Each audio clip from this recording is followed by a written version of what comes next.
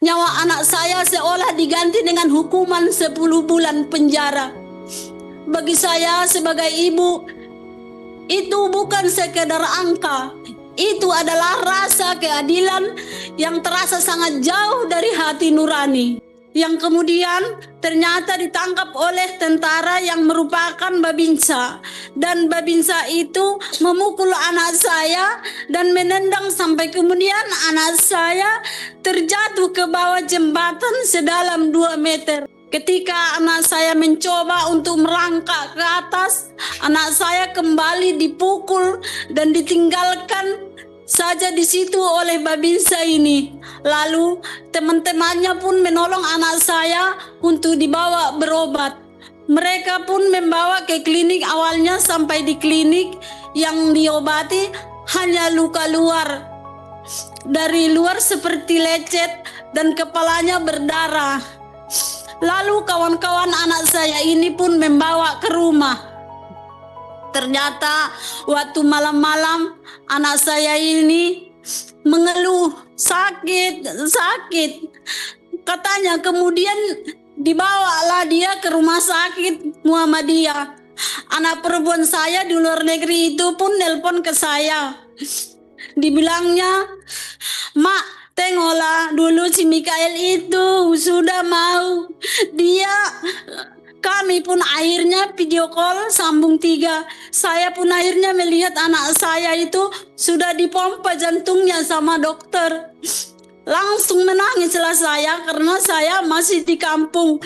Saat itu langsung berangkat kami ke Medan.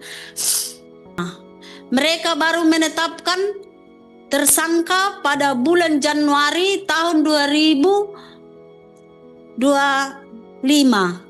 Dan baru mulai disidangkan bulan 7 tahun 2025. Itu pun pada saat persidangan serta Reju Falepi ini tidak ditahan, masih bebas di luar.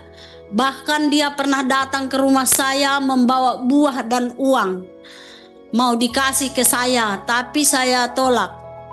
Tanggal 20 bulan Oktober 2025 keluarlah putusan terhadap Sertu Reja Fahlevi itu, penjara 10 bulan. Pada saat itu saya menangis karena hakim militernya bilang kalau Reja Fahlevi masih muda dan dia masih dibutuhkan di kesatuannya. Kalau masih muda, anak saya lebih muda dan masih punya banyak masa depan. Tetapi karena tentara itu, anak saya kehilangan semuanya itu. Kami pun akhirnya demo di depan pengadilan itu. Putusan itu sangat tidak adil. Proses yang segitu panjang dan hanya saja saya yang tidak mengerti sama sekali. Tapi putusannya hanya 10 bulan. Saya merasa saya mati 2 kali. Kematian anak saya sudah sangat membunuh saya. Tetapi datang lagi proses yang dilakukan serta putusan yang diberikan lebih tidak adil lagi. Kemana lagi saya harus mencari keadilan? Nyawa anak saya seolah diganti dengan hukuman 10 bulan penjara. Bagi saya sebagai ibu, itu bukan sekedar angka. Itu adalah rasa keadilan yang terasa sangat jauh dari hati nurani. Saya tidak menuntut balas. Saya hanya memohon agar hukum tidak membedakan antara yang berseragam dan yang tidak, antara yang berkuasa dan rakyat biasa.